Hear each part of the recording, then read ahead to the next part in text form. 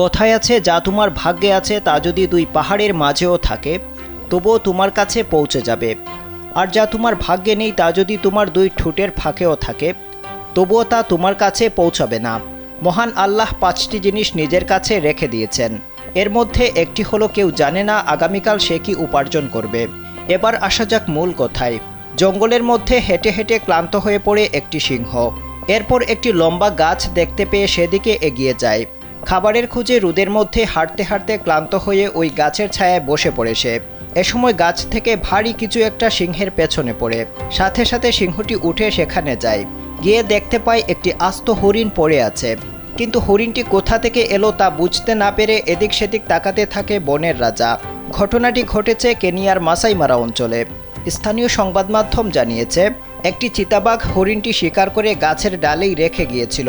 এরপর ওই গাছের নিচে আসে সিংহটি। ঠিক সেই সময় গাছের ডাল থেকে হরিণটি পিছলে পড়ে যায়। শিকার না করেই হাতের কাছেই শিকার পেয়ে অবাক হয়ে যায় সিংহ। মহান আল্লাহ মানব সৃষ্টির পাশাপাশি তাদের প্রয়োজন পূরণের জন্য সব ক্ষেত্রেই সৃষ্টি করেছেন জীবজন্তু ও উদ্ভিদ। এগুলো মহান আল্লাহর সুবিশাল সৃষ্টির অংশ। জমিনে বিচরণকারী সব প্রাণীর রিজিকের দায়িত্ব মহান আল্লাহর। এমন কোনো প্রাণী নেই যার রিজিকের ব্যবস্থা তিনি করেননি। এ বিষয়ে পবিত্র কোরআনের সূরা হুদের 6 নং আয়াতে বলা হয়েছে, আর জমিনে বিচরণকারী সবার জীবিকার দায়িত্ব মহান আল্লাহর, এবং তিনি সেসবের স্থায়ী অস্থায়ী অবস্থান ক্ষেত্র সম্বন্ধে অবহিত।